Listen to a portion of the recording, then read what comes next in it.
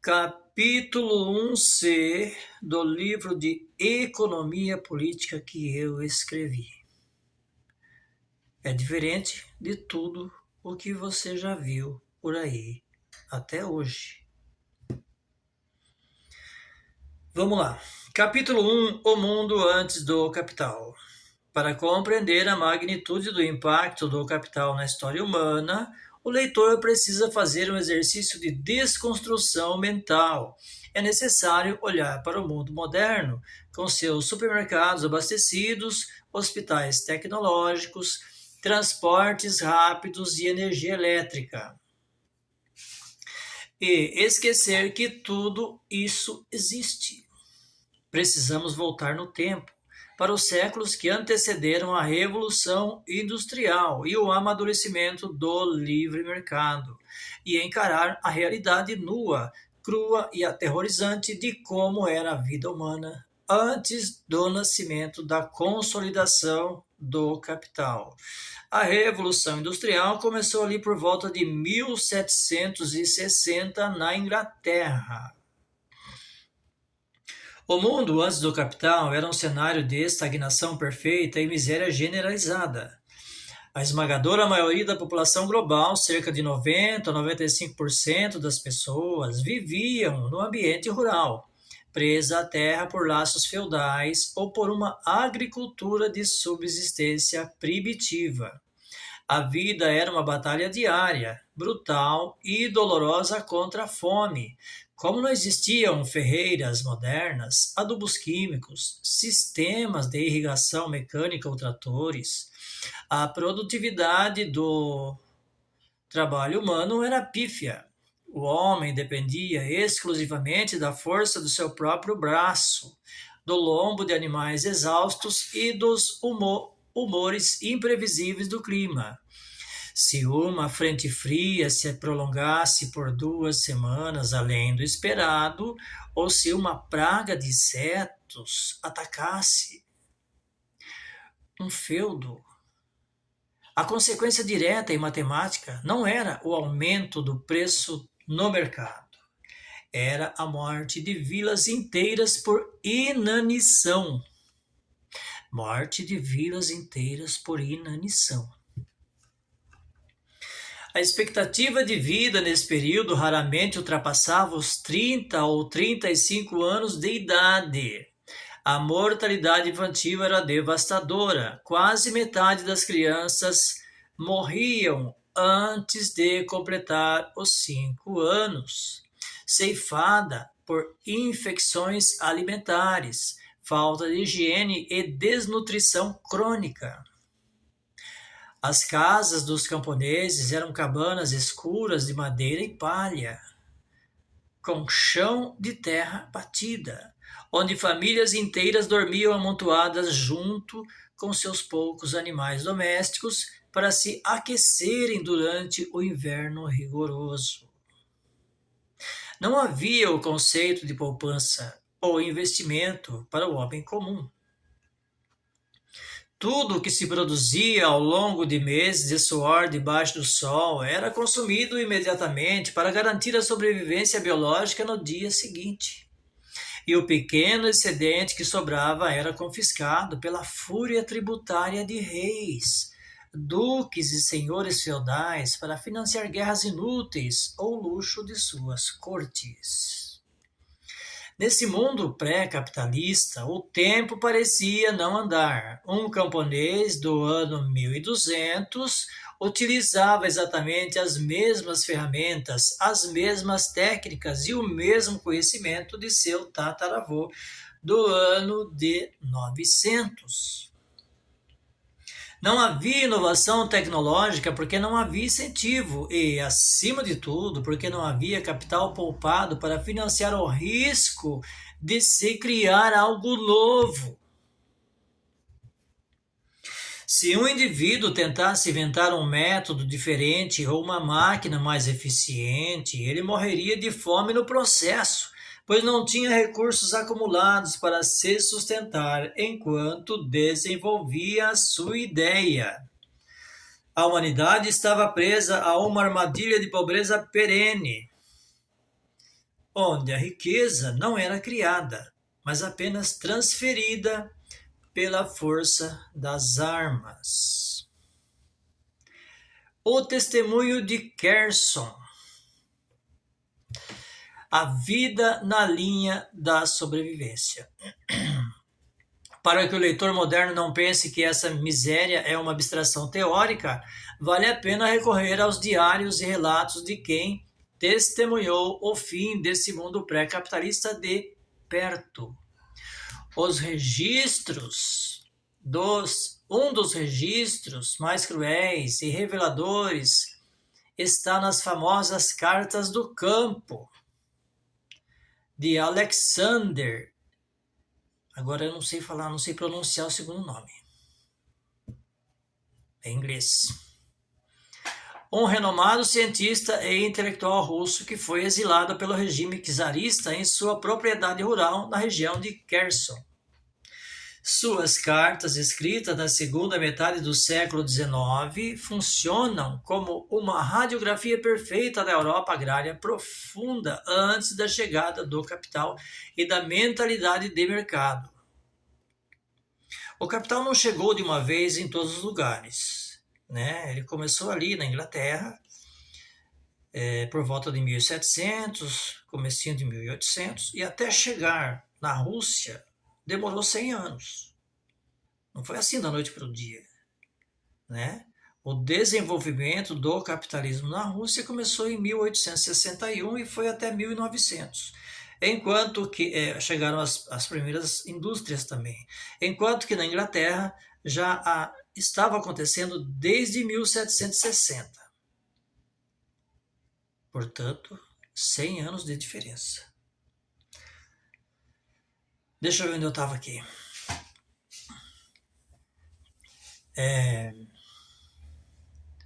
Alexander relata que, na ausência de mercados estruturados, investimentos e capital de giro, a vida dos camponeses russos se resumia a uma única e desesperada obsessão: o pão. Em Kherson, o povo só comia pão.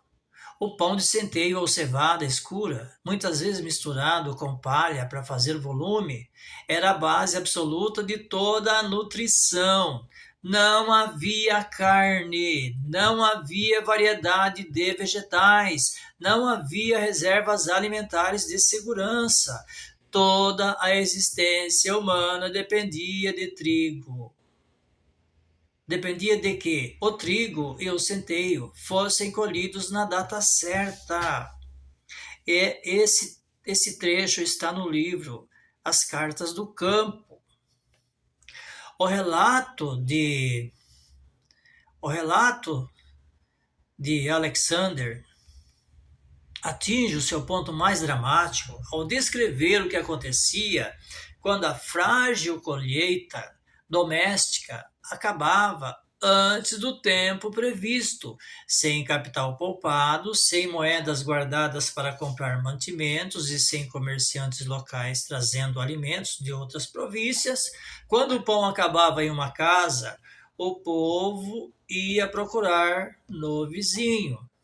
As famílias batiam de porta em porta, implorando por um pedaço de pão, por caridade ou por um empréstimo informal baseado na pura solidariedade comunitária. Quer dizer, acabava o pão na minha casa, eu ia na casa do vizinho. Acabava o vizinho, ia eu e o vizinho na casa do outro vizinho. E assim ia juntando uma turminha e comparecendo às casas que ainda tinham um pouco de pão. É assim que as pessoas sobreviviam entre uma safra e outra, na região de Kherson, onde hoje é a Ucrânia.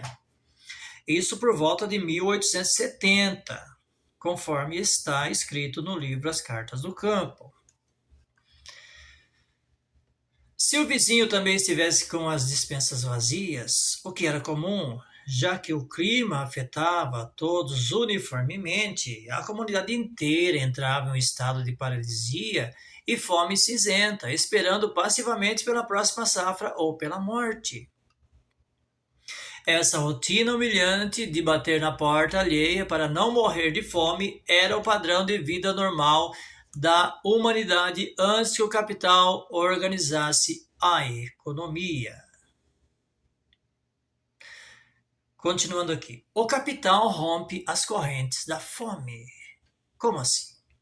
A grande revolução civilizacional começou a acontecer quando os indivíduos passaram a poupar, a acumular moedas e bens duráveis e a direcionar esses recursos não para o consumo luxuoso, mas para a produção. O nascimento do capital quebrou as correntes da miséria agrária e transformou a própria estrutura da propriedade e do trabalho, a começar pelo campo, através do mecanismo de arrendamento da terra. Antes do capital, as terras pertenciam hereditariamente à nobreza e eram trabalhadas por servos submissos que entregavam a maior parte da colheita ao senhor em troca de proteção militar. Com a circulação de capital, o sistema mudou de forma drástica.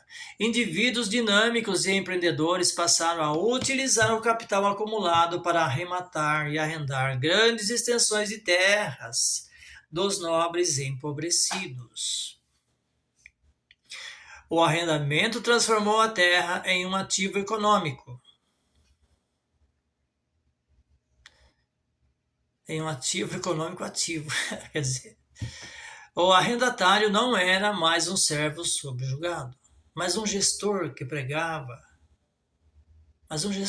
pagava um valor fixo pelo uso do solo e tinha todo o incentivo do mundo para fazer aquela terra produzir o máximo possível, pois o lucro excedente pertenceria inteiramente a ele. No entanto, para fazer uma grande extensão de terra arrendada a produzir em escala, o tempo tornava-se o maior inimigo do agricultor. Entre o dia em que o solo é arado e as sementes são lançadas, e o dia em que a colheita é finalmente realizada e vendida no mercado, passam-se meses de espera e incertezas. Como manter a engrenagem funcionando durante esse longo intervalo? É aqui que a importância vital do capital se revela. O capital acumulado, muitas vezes emprestado de comerciantes e banqueiros primitivos que começavam a surgir nas cidades, era o combustível que financiava todo o ciclo produtivo antes mesmo que o primeiro grão de trigo fosse colhido. Era com esse capital de giro que o arrendatário conseguia pagar os salários dos funcionários contratados semana após semana. O trabalhador livre não precisava mais esperar meses e correr o risco de a safra falhar ou de o pão acabar na despensa, como acontecia em Kherson. Ele recebia o seu pagamento em dinheiro de forma regular e garantida, graças ao capital adiantado pelo patrão. Mais do que isso, o capital financiava a comida que esses funcionários comiam e os mantimentos necessários para a subsistência de suas famílias durante todo o período do cultivo. O dinheiro adiantado pelo investidor comprava o pão, a carne, o sal e as roupas para os trabalhadores, garantindo que a força de trabalho estivesse plenamente nutrida, saudável e produtiva enquanto a lavoura crescia. É bom refletir sobre esse trecho aqui, né? O dinheiro do capitalista, aquele cara que tinha grana, ele emprestava esse dinheiro para o cara que ia arrendar a terra, plantar e colher. Então, durante todo esse período, vamos dizer que durava 4 meses do plantio até a colheita, esse dinheiro emprestado pagava toda a produção, desde semente, adubos e o salário das pessoas que estavam trabalhando ali, para que a produção fosse possível, para que a colheita fosse possível daqui 4 meses. Compreende? Então é aí que está a importância do capital, que estava a importância do capital na época. O capital removeu o peso do risco biológico das costas do trabalhador comum e o transferiu para a figura do investidor. Se a safra falhasse por causa do clima, quem quebrava era o detentor do capital. O trabalhador já havia comido e recebido o seu salário. Quer dizer, ele prestava, mas tinha um risco, né? De perder tudo. A estruturação do cenário produtivo, instalações e estamentos. Além de financiar as pessoas e o tempo de espera, a acumulação de capital foi a única força capaz de moldar as infraestruturas físicas, transformando o estamento e as primeiras instalações produtivas que deram origem à civilização humana. Antes do capital, as instalações agrárias eram galpões rudimentares de madeira podre, onde os grãos mofavam e se perdiam pela ação de ratos e da umidade. Com o aporte de recursos, o cenário mudou completamente. O capital permitiu a construção de grandes estruturas de alvenaria e pedra, moinhos hidráulicos complexos para moer o trigo em escala, canais de irrigação planejados que desviavam o curso dos rios para alimentar vales áridos, armazéns fortificados e secos que preservavam os alimentos por anos contra as intempéries, estábulos limpos e organizados para a criação e reprodução de animais de tração, e estradas pavimentadas que interligavam as fazendas aos mercados das cidades. Essas instalações formavam uma nova base física de desenvolvimento. O capital transformou o ambiente de trabalho e gerou estamentos, divisões e corporações organizadas de funções técnicas, onde cada indivíduo se especializava naquilo que fazia melhor. Havia o gestor do capital, o engenheiro de canais, o técnico do moinho e o trabalhador braçal, de campo, como diz aqui. A eficiência explodiu. A produção de alimentos que antes mal dava para alimentar quem a plantava passou a gerar excedentes monumentais. Pela primeira vez na história da humanidade, as cidades puderam crescer e abrigar artesãos, filósofos, cientistas e operários. Porque o campo, agora capitalizado e estruturado, conseguia alimentar milhões de bocas que não estavam diretamente ligadas à enxada. Bocas que antes morreriam de fome, parte, pelo menos 50%, das crianças que nasciam, como já vimos em relatos nas páginas anteriores. O mundo antes do capital era um império da estagnação, da fome e da humilhação, retratada por Alexander Ingerson. Ao permitir o arrendamento da terra, antecipar o sustento e os salários dos trabalhadores e erguer as instalações físicas que multiplicaram a produtividade, o capital não apenas alterou a economia, ele fundou a civilização moderna e salvou a nossa espécie da extinção pela miséria. Salvou a nossa espécie da extinção pela miséria.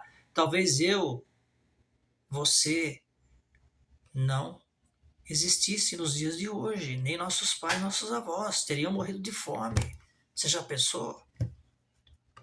Temos que agradecer ao capital, agradecer aos ricos do passado. Tô certo ou tô errado? Comenta aí. Fim do capítulo 1. Ficou perfeito? Se você acha que ficou perfeito, dê um joinha aí, compartilhe o vídeo, manda para aquele seu amigo esquerdista que é contra o capital, seu amigo, seu parente, manda no grupo do Zap dele. Vamos ver o que ele vai dizer. Compartilha, comenta, curte.